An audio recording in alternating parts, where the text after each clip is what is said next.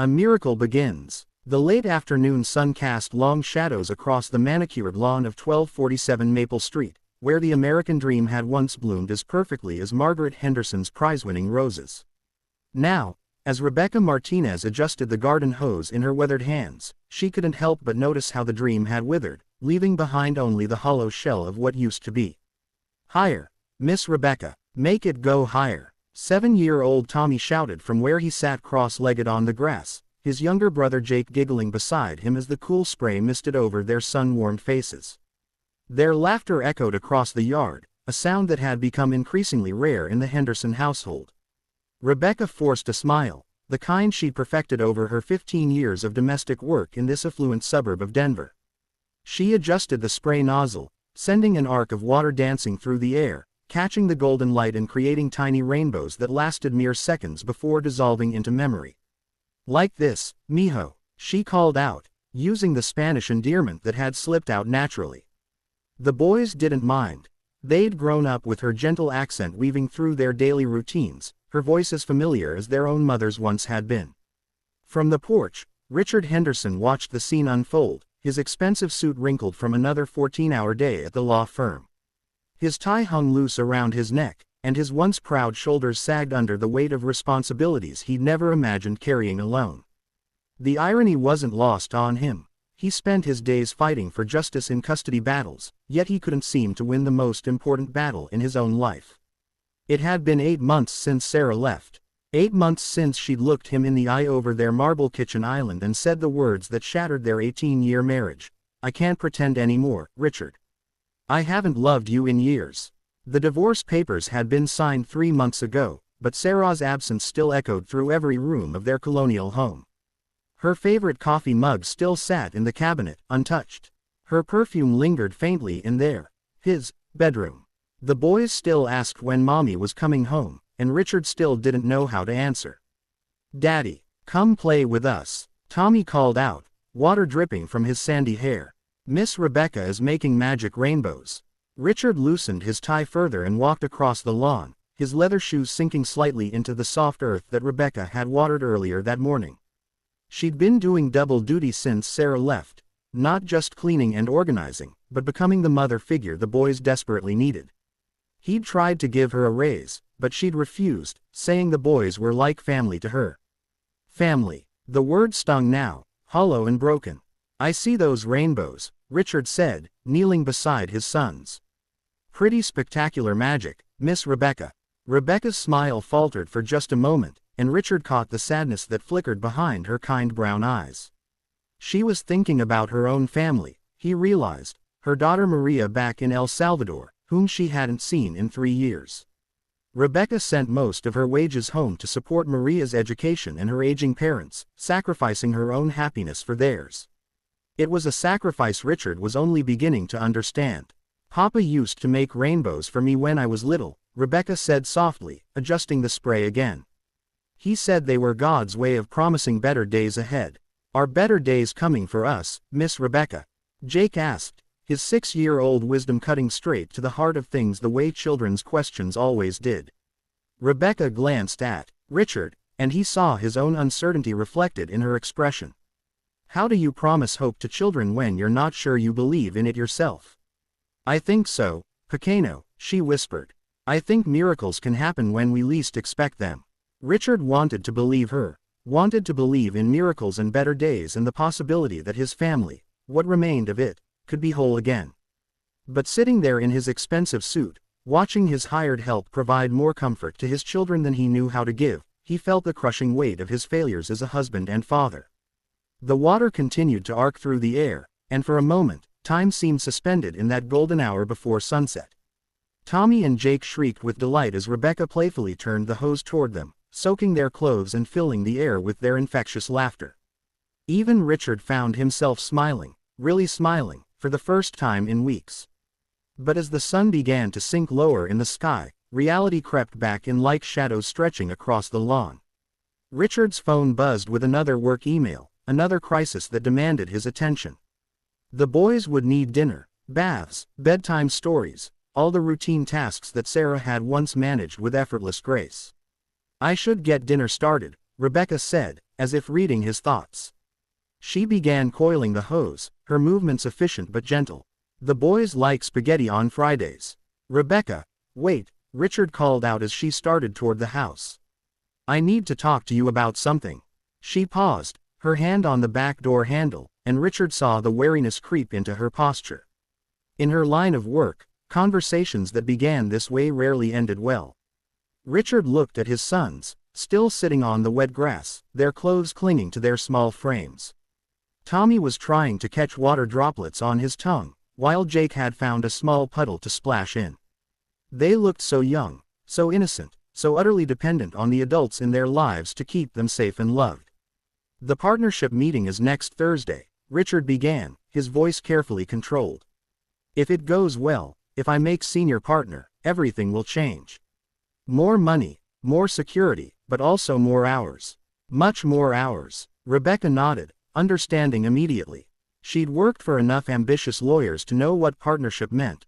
Longer days, weekend work, business trips that stretched into weeks. She also knew what it meant for families, having watched other marriages crumble under the pressure of success. The boys need stability, Richard continued. They need someone who can be here when I can't be. Someone who cares about them the way. He couldn't finish the sentence. The way their mother should have. The way their mother used to, before she decided that her own happiness mattered more than theirs. I care about them very much, Mr. Richard, Rebecca said quietly. They are good boys, sweet boys. I know you do. I see how they light up when you walk into a room. I see how they run to you when they're hurt or scared. And I need you to know that if I get this partnership, I want to make this arrangement more official. Better pay, benefits, maybe help you bring Maria here for visits. I want you to be part of our family, really part of it. Rebecca's eyes filled with tears, and she quickly wiped them away with the back of her hand. For 3 years, she'd been sending money home while living in a small apartment, working multiple jobs, dreaming of the day she could afford to bring her daughter to America. The opportunity Richard was offering wasn't just employment, it was hope. But she also understood the weight of what he was asking. He wasn't just hiring a housekeeper or even a nanny. He was asking her to help him raise his children, to be the maternal figure they'd lost when Sarah walked away. It was a responsibility that both honored and terrified her. What if the partnership doesn't happen? She asked, her practical nature asserting itself. Richard was quiet for a long moment, watching his boys. Tommy had discovered a snail near the flower bed and was showing it to Jake with scientific fascination. They were resilient, these children of his. They were adapting to their new reality with the remarkable flexibility of youth. But he also saw the signs of stress, Jake's nightmares, Tommy's sudden clinginess, their constant questions about when mommy was coming back. Then we figure it out together, he said finally. One way or another, we figure it out. As the evening deepened and the boys were finally coaxed inside for their baths, Richard found himself standing alone in the darkening yard, still wearing his expensive suit that now felt like a costume from someone else's life. The automatic sprinklers kicked on with a soft hissing sound, watering the perfect lawn of his imperfect life. His phone rang, and Sarah's name appeared on the screen. For a moment, his heart jumped with the old hope, the foolish fantasy that she was calling to say she'd made a mistake, that she wanted to come home. Instead, her voice was businesslike, distant. I'm calling about Thanksgiving, she said without preamble. David and I are going to Cabo. I won't be able to take the boys. David, her new boyfriend, a photography instructor at the community college where she'd been taking art classes. Richard had hired a private investigator and knew all about David, knew that he was younger, unmarried, free from the responsibilities that had apparently suffocated Sarah in their marriage. It's their first Thanksgiving without you, Richard said, trying to keep the anger out of his voice. They're expecting to spend it with their mother. They'll be fine. They have you, and that housekeeper of yours. She's practically raising them anyway. The casual cruelty of the comment hit him like a physical blow. Sarah knew how much guilt he carried about his work hours, about having to rely on Rebecca for so much of the boys' day-to-day care. To hear her weaponize it, to use his love for their children against him, was almost unbearable. Her name is Rebecca, he said quietly. And yes, she's been more of a mother to them these past 8 months than you have. Don't you dare judge me, Richard.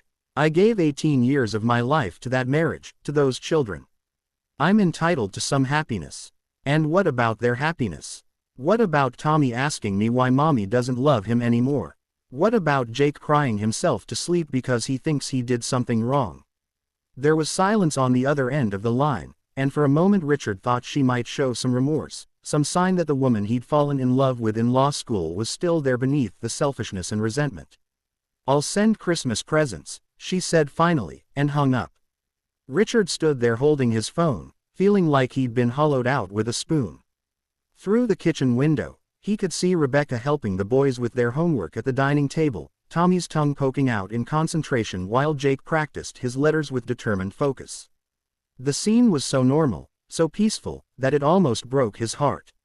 This was his family now, him, his boys, and the kind woman who'd become their anchor in the storm of their parents' failed marriage. It wasn't the family he'd planned, wasn't the American dream he'd envisioned when he and Sarah had bought this house 12 years ago. But maybe, just maybe, it was the family they needed.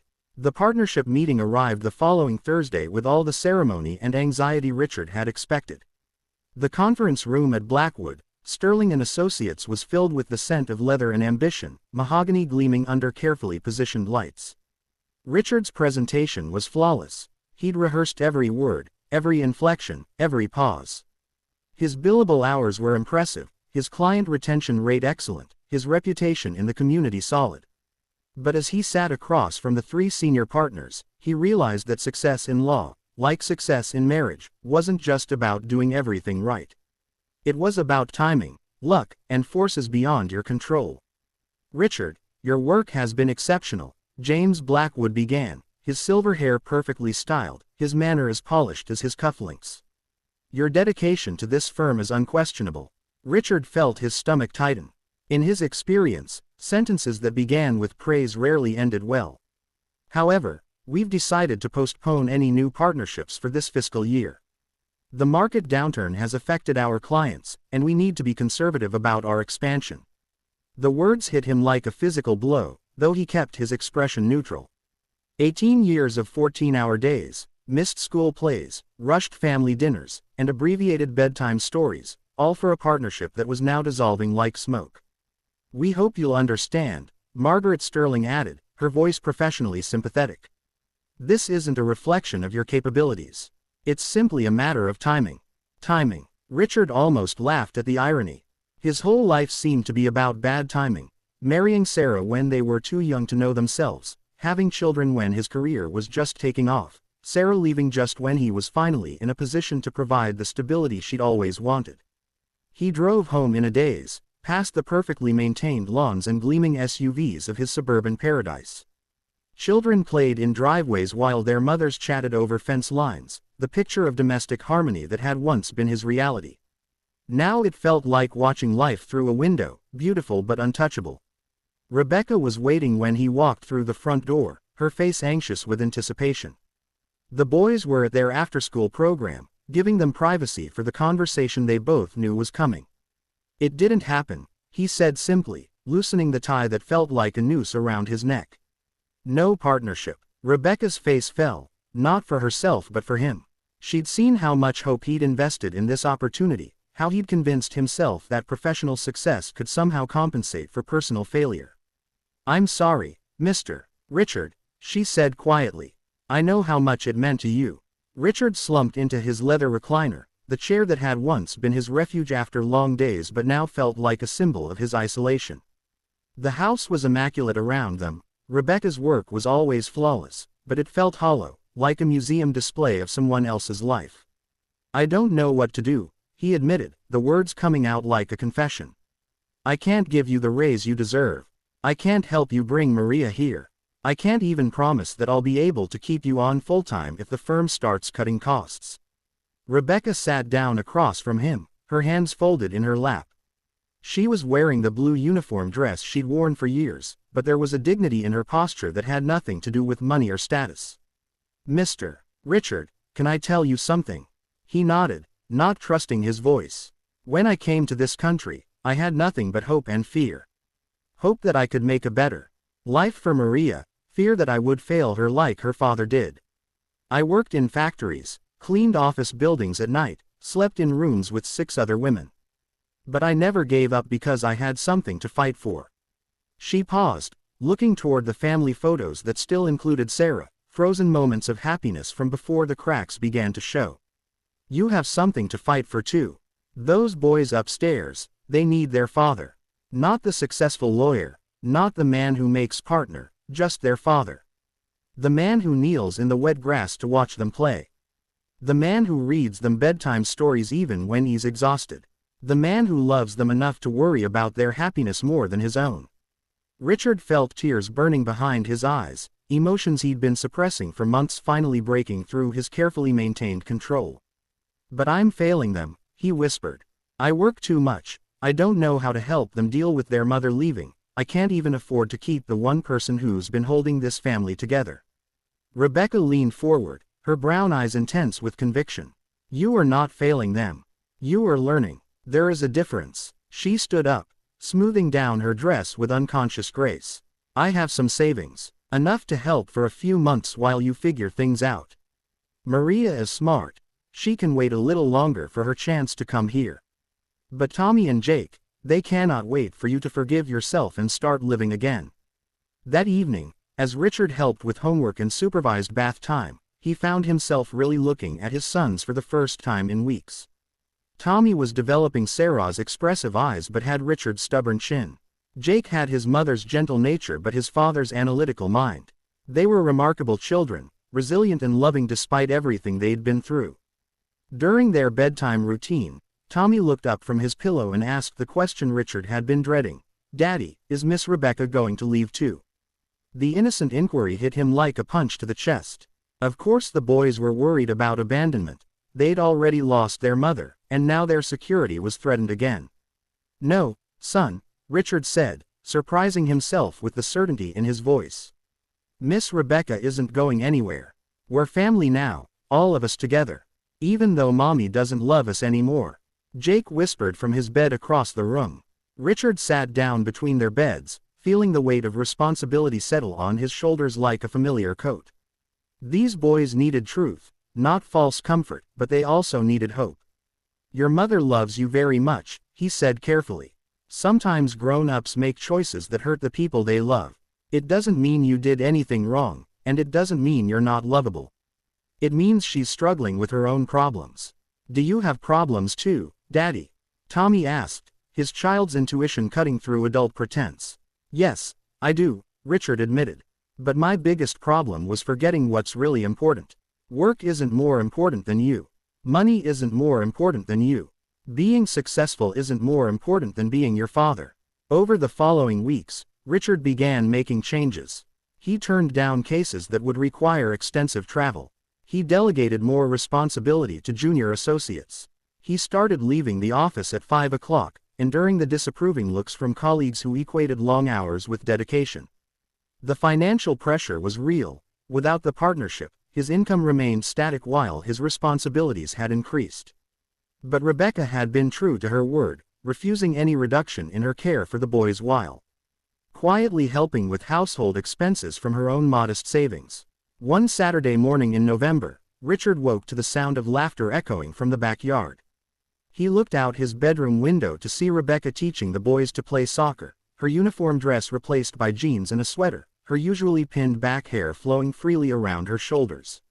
She looked younger, happier, more like the woman she might have been if circumstances had been different. Tommy was attempting bicycle kicks with limited success while Jake preferred to dribble the ball around imaginary obstacles. Rebecca cheered for both of them equally, her encouragement genuine and infectious. Watching them, Richard felt something he'd almost forgotten: contentment. Not the driven ambition that had dominated his adult life, but simple satisfaction in a moment of genuine happiness. His phone rang, interrupting the peaceful scene. Sarah's name appeared on the screen, and his first instinct was to let it go to voicemail. But the boys deserved the chance to talk to their mother, even if those conversations often left them confused and sad. "The boys are outside," he said instead of hello. "Would you like to talk to them?" "Actually, I wanted to talk to you." Sarah's voice was different somehow, less brittle than it had been in recent months. "David and I broke up." Richard waited, refusing to provide the sympathy or satisfaction she might be seeking. He'd learned, through painful experience, that Sarah's crises weren't invitations for him to rescue her anymore. "I've been thinking about the boys," she continued. "About what I've put them through. My therapist says I've been running away from my responsibilities." "Your therapist is right. I know I hurt them, Richard. I know I hurt you too. I was just so unhappy for so long, and I blamed everyone but myself." Richard closed his eyes, feeling the familiar tug of old emotions. Despite everything, he'd loved this woman for 20 years. She'd been his partner, his confidant, the mother of his children. But love, he'd learned, wasn't always enough to overcome damage and disappointment. "What do you want, Sarah?" "I want to try to be a better mother. I want to start seeing them regularly again, maybe have them for weekends. I know I need to earn back their trust, and yours." Through the window, Richard watched Rebecca demonstrate a proper soccer kick, her form surprisingly athletic. The boys attempted to copy her, their faces bright with concentration and joy. This was their life now, stable, loving, centered around what really mattered. "You can see them," he said finally. "But no more last-minute cancellations. No more broken promises. If you commit to a weekend, you follow through. If you say you'll call, you call. They've been hurt enough. I understand. And Richard, thank you for not poisoning them against me. I know I gave you plenty of reasons." After Sarah hung up, Richard continued watching his makeshift family in the backyard. The morning sun cast long shadows across the grass, and the autumn air carried the scent of burning leaves and possibilities. Rebecca had noticed him at the window and waved, her smile as warm as sunshine. Maybe this was what a miracle looked like, he thought. Not dramatic transformation or sudden windfall, but the quiet recognition that what you needed had been there all along. A kind woman who loved his children as her own. Boys who were learning that family could be many things. A chance to redefine success not by partnership announcements or salary figures, but by bedtime stories and soccer games and moments of simple contentment. Christmas morning dawned clear and cold, the kind of crystalline winter day that made Denver look like a postcard. Richard woke early, as he had every Christmas for 15 years, to start coffee and arrange presents under the tree. But this year felt different, lighter somehow, despite the ongoing financial pressures and custody complications. Rebecca had spent Christmas Eve with them, helping the boys make cookies and watching holiday movies. She'd tried to leave before bedtime, not wanting to intrude on family traditions, but the boys had insisted she stay. They'd made her a stocking, complete with her name spelled out in glitter glue, and hung it beside theirs on the mantel. "Miss Rebecca, you have presents too," Tommy shouted as he thundered down the stairs, Jake close behind. Their excitement was infectious, filling the house with an energy that had been missing for too long. Rebecca emerged from the guest room wearing her robe, her hair tousled from sleep, looking more like family than hired help. Richard felt a flutter of something he hadn't expected, not just gratitude or friendship, but attraction. The realization surprised him with its intensity and timing. The boys tore into their presents with typical childhood enthusiasm while Rebecca watched with tears in her eyes. She'd never experienced an American Christmas morning, never been part of this particular ritual of joy and excess. When Tommy handed her a carefully wrapped package, she looked at Richard uncertainly. "It's from all of us," he said gently. "Family tradition." Inside was a framed photo he'd had made. Rebecca with the boys from the day she'd played with them in the sprinklers, their faces bright with laughter, water droplets catching the light like diamonds. But he'd also included something else, a packet of legal documents. "What is this?" Rebecca asked, her English becoming more accented as her emotions intensified. "Sponsorship papers," Richard explained. "For Maria. I may not have made partner, but I still have connections. I know an immigration attorney who owes me a favor." Rebecca stared at the papers, her hands trembling. After 4 years of separation, the possibility of bringing her daughter to America had seemed like an impossible dream. Now it was real, tangible, within reach. "I can't afford the fees," she whispered. "Consider it a Christmas bonus. And a thank you for everything you've done for us. For everything you continue to do." Rebecca began to cry then, deep sobs that shook her small frame. The boys immediately rushed to comfort her, their natural empathy overwhelming their confusion about adult emotions. "Don't cry. Miss Rebecca, Jake said, patting her shoulder with his small hand. Santa brought you good presents. These are happy tears, mijo, she managed to say through her sobs. Sometimes people cry when they're very, very happy. Later, as they sat around the breakfast table sharing Rebecca's homemade tamales, a tradition she'd introduced the previous year, Richard reflected on the strange turns his life had taken. A year ago, he'd been married but miserable, successful but empty, ambitious but lost. Now he was divorced but hopeful, financially stressed but emotionally rich, uncertain about the future but grounded in the present. The doorbell rang, interrupting his contemplation. Through the front window, he could see Sarah standing on the porch, holding wrapped gifts and looking nervous. She'd called the day before to ask if she could stop by Christmas morning, and Richard had agreed despite his reservations. The boys' reaction to their mother's arrival was complicated, excitement mixed with wariness, love tempered by uncertainty. Sarah had been more consistent lately, keeping her promises about weekend visits and phone calls, but trust, once broken, was slow to rebuild. "Merry Christmas, boys," Sarah said, kneeling to embrace them. Over their heads, she looked at Richard with something that might have been regret or recognition. "Merry Christmas, Richard," Sarah. He nodded politely, maintaining the careful civility they'd developed for the boys' sake. Sarah's eyes found Rebecca, who was quietly clearing breakfast dishes, trying to make herself invisible during the family reunion. Sarah's expression softened, and she approached the woman who'd been caring for her children. "Rebecca, I owe you an apology," Sarah said, her voice steady but emotional. "And a thank you. You've been there for them when I wasn't. You've loved them when I was too selfish to show them how much they mattered." Rebecca looked surprised by the acknowledgement, unsure how to respond to this unexpected grace from a woman who'd been absent for so long. "They are good children," Rebecca said simply. "Easy to love. Yes, they are. But not everyone would have seen that the way you have. Not everyone would have stepped into a broken situation and helped hold it together." Richard watched this exchange with something approaching wonder. Sarah was showing a maturity and humility he hadn't seen in years, acknowledging not just her failures but the contributions of others. It didn't erase the pain she'd caused, but it suggested the possibility of healing. The rest of Christmas Day passed peacefully, with Sarah joining them for dinner and family games. She was different, more present, more engaged with the boys, less focused on her own discomfort. When she left that evening, promising to pick them up the following weekend, Richard felt cautiously optimistic about their co-parenting future. "That went well," Rebecca observed as they cleaned up wrapping paper and dinner dishes. "Better than I expected," Richard admitted. "People can change, I guess. Even when you think it's impossible." Rebecca smiled, an expression that held knowledge earned through experience. "My grandmother used to say that God gives us what we need, when we need it, in ways we don't expect. Is that what happened to us? God giving us what we needed?" Rebecca considered the question seriously, her faith evident in her thoughtful silence. "I think maybe we gave each other what we needed. You gave me a family to care for when I missed mine. I gave you help when you needed it most. The boys gave us both a reason to keep trying." That night, after the boys were asleep and the house had settled into peaceful quiet, Richard found Rebecca on the back porch despite the cold.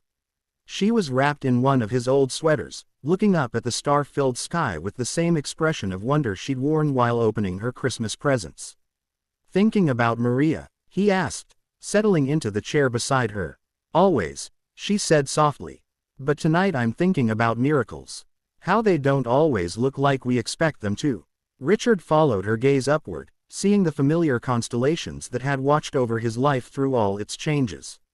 A year ago, sitting in this same spot, he'd felt like his world was ending. Tonight, surrounded by the quiet contentment of his rebuilt life, he felt like it was beginning. "Rebecca," he said, his voice careful with unspoken possibilities. "I need to tell you something." She turned to look at him, her eyes reflecting the starlight, and he saw his own feelings mirrored there, affection, respect, and something deeper that they'd both been afraid to acknowledge. "I know," she said quietly. "I feel it too." They sat in comfortable silence, hands almost touching on the armrest between their chairs, both understanding that some feelings were too precious and too complicated to rush. Richard had children to consider, Rebecca had immigration papers to navigate, and They both had hearts that needed time to heal from their respective losses. But for the first time in over a year, Richard felt hope, not the desperate, grasping hope of someone drowning, but the quiet confidence of someone who'd learned to swim in deep waters. Whatever came next, they would face it together, this unconventional family bound not by law or blood but by choice and love and the mysterious alchemy that transforms strangers into home. The sprinklers kicked on in the distance, their gentle spray catching the porch light like the water drops from that day when this all began. Richard smiled, remembering Tommy's delight in the rainbows, Rebecca's story about her father's promises of better days, and his own desperate need to believe in miracles. Maybe Rebecca's grandmother had been right. Maybe God did give people what they needed, when they needed it, in ways they couldn't expect. And maybe, just maybe, miracles began not with dramatic signs and wonders, but with the quiet recognition that love came in many forms, and family was whatever you made it. As they sat together under the Denver sky, Richard finally understood what the miracle had been all along. Not the partnership he'd lost or the marriage he'd mourned, but the gradual realization that sometimes the best things in life came disguised as losses, and sometimes the greatest gifts arrived wearing work uniforms and speaking with gentle accents, carrying hope in their hearts and love in their hands. The miracle had begun the day Rebecca first turned on that garden hose, sending water arcing through the summer air while two little boys laughed and their father learned to see his life through new eyes. It continued in bedtime stories and soccer lessons, Christmas tamales and immigration papers, quiet conversations and shared silences. And tomorrow, Richard knew, it would begin again, the way miracles always did, one small act of love at a time, building something beautiful from the broken pieces of what came before.